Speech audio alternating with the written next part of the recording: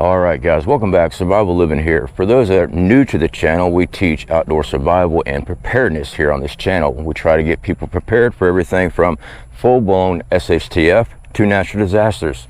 So today's video, guys, I've been getting a lot of concerning emails about the threat of what's known as wolf preppers or werewolf preppers. For those that don't know this term, there's actually been a couple of the creators that have done videos on this. And I agree with them, you know, for the most part on this, and keep on getting people asking me about my thoughts on it. A werewolf prepper or a wolf prepper is a prepper today that's not stocking up food and supplies to protect their family. They're stocking up ammo, body armor, and they're working their way inside the YouTube and online prepping communities trying to get information on where you're at. That's what they're trying to do. These individuals have the plan of befriending you, finding out your information, and when the balloon pops, they're coming to your home. That's the discussion on this. So guys, I treat this just like any other marauder scenario. For your security right now on this platform, other platforms, there's plenty of them. Don't tell people where you live. You know, it's one thing when you're trying to build a community up so you have backup, you know, a prepping community. I build those everywhere I go. I believe in having strength in numbers. But if you don't have a rapport with other people and you just hitting brick walls all the time, kind of dial yourself back, because you might be in a very hostile area. Some people don't like talking to other people. I know people that don't even know their neighbors at all, and they're literally living right next door to them in the same apartment complex. They don't know the person across the hall. Yeah, that's a real thing. So when it comes to that, guys, pull your resources back, have an escape plan. We don't know what type of SHTF event is actually going to happen. We have scenarios that we play out and we try to prep for. Most of our preps go hand in hand with each other. Food, water purification, security, alternative power, medical. We have all these things in place. Food shortages, in my opinion, is going to be the big one. We already see food prices due to inflation. Value of the dollar's disappearing. I'm reading reports on the value of the ruble increasing. But if you watch the news, they talk about how horrible everything is overseas as far as this other country, and we don't have nothing to worry about. I don't trust the mainstream media at all. I mean, just do some simple research, guys. You can look at it for yourself. If the dollar crash or the value of the dollar drops, and with inflation, that's exactly what happens. Every time livable wage goes up, your salary goes up, it devalues, you know, like minimum wage, it devalues the dollar. It does. Everything else goes up with it. Let's say that they raise minimum wage up right now to everybody has $15 an hour. Everybody has it, okay? Let's just say it. That means the price of everything else goes up because they have to pay for those workers. It just trickles back down to the consumer, and you're still in the same boat that you're in before. Well, why would they do that? They do this to break people that are savings, their income, their money that they've got put in the bank to live off during retirement. When inflation hits, the value of your dollar that's hidden in the bank doesn't go up. It decreases.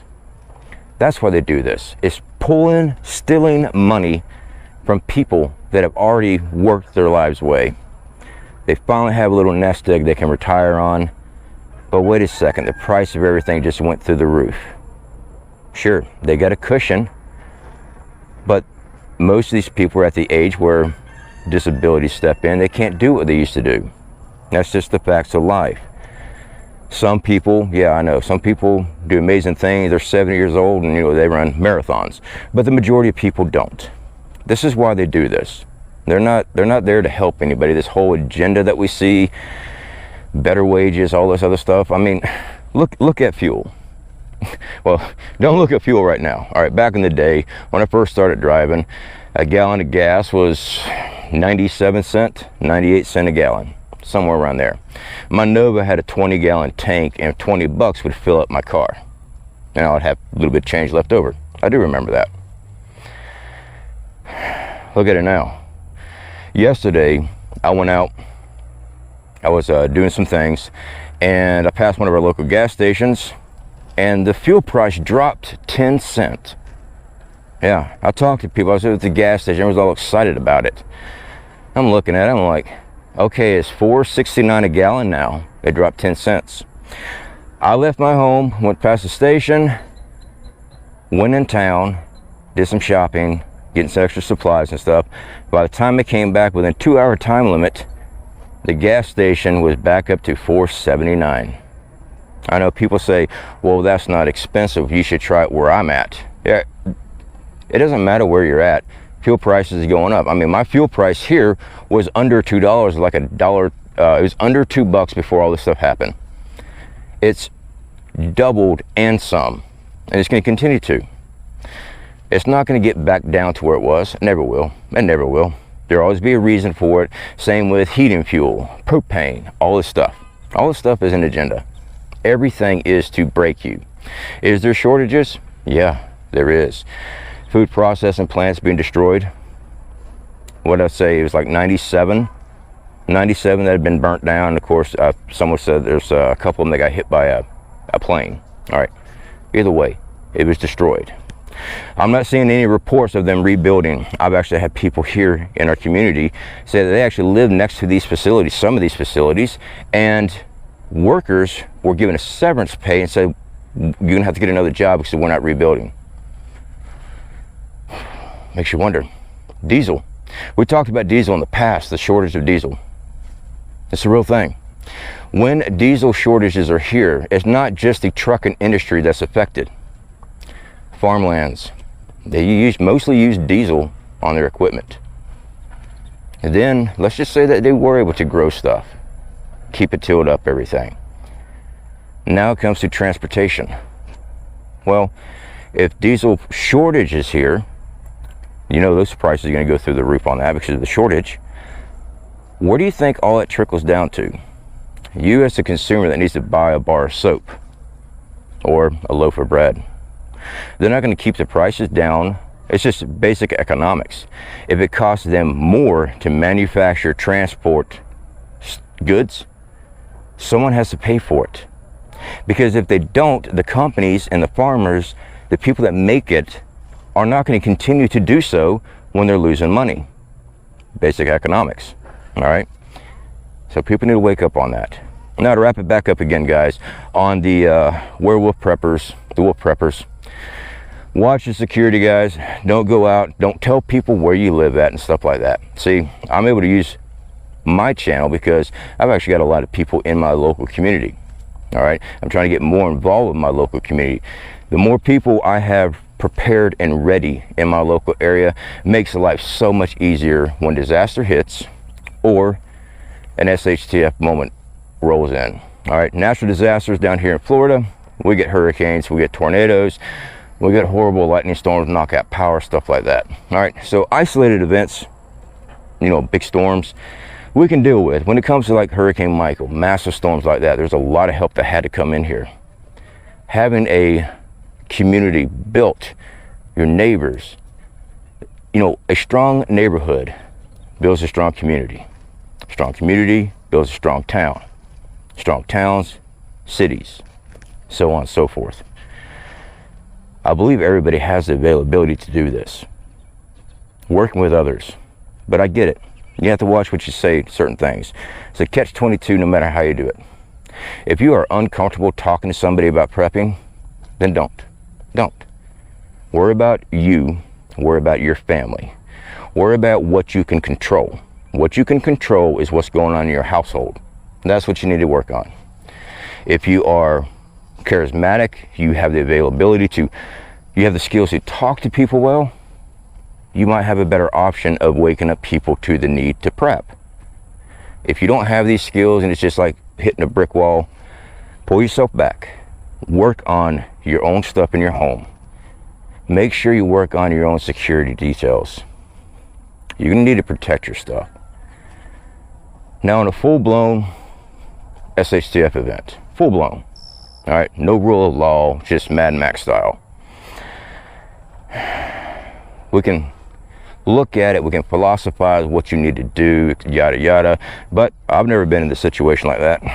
I'm pretty sure many here haven't either. We can look at things and try to war game things out to the best of our ability, all right? But let's say it's localized events, all right, nothing too major. Well, let's just say a depression level steps in. You have food. Let's take a look at the depression days. But your neighbors don't have food. What food is being delivered by the government, which I won't put too much stocks in that, but let's say that they are delivering stuff. It's not going to be much. They will see that you have food. When someone's hungry, they're starving, they got kids, they'll do whatever they have to provide for their family. I know they won't do it right now because people live in this fantasy world that nothing ever bad is going to ever happen to them. But when it does, they're going to see you. Now I've seen the comments, well, I'm just going to gray man, don't cook outdoors. Hey, everybody do you on that. I've discussed that many times. My philosophy is the better your body is in shape, the more fuel you have in your body, the better chances you have to deal with an attacker. All right, when you're malnutritioned yourself down to 900 calories a day, or don't eat for 5 days and only eat one meal and do it again, that's not healthy at all. But I'm not a doctor, all right? But I will tell you this, from all the training I've done where I've actually went without food, out in the woods, hiking, camping, doing all this survival stuff, when you get around day 3 and you haven't eaten anything, your mind's not working, it's not clear, your vision's affected, your balance, everything is affected. You're not, like you're sitting right now, you seem everything's fine, you're not operating in those conditions anymore. On top of that, let's say the power's out during this situation, because, hey, look at everything right now. They're talking about energy crisis, all right? The power out too. Well, down here in Florida, if you don't have alternative power sources, it gets hot really, really quick. Basically, you pass out, and that's how you get some sleep. The reason I can say this is because I've been camping in the middle of summer down here. It's so freaking hot, you cannot sleep. You just sweat pouring off you. Finally, exhaustion finally kicks in, and you eventually just pass out from the heat.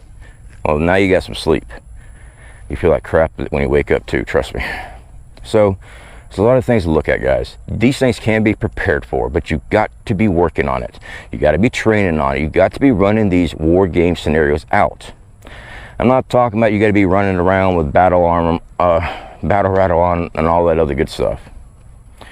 I do find it very interesting that I believe it was New York passed it where it's illegal to purchase body armor now, or fixing to be illegal. Yeah, it's going to be illegal for people to protect themselves. Freaking crazy. For anybody that sees this stuff and really think that society, as far as government influence, is there to help you, please relook at it. Relook at it. All right, guys, I'm going to wrap up here. I got some other stuff I'm working on. I got some solar generators that we received. That's going to be helping us with our hurricane preparedness out here. So we got some new videos on that coming up, guys. We got a lot of products that have come in. We got a water filtration system that I've been doing some testing for Patriots. We're going to do a video on that. Right now, just waiting to hear back from everybody on that. Having a way to purify water, a large amount of water all at once. It's pretty good. So anyway, guys, I'll catch y'all later. Y'all be safe, keep on prepping. Just watch what you do online. Watch who you talk to out here.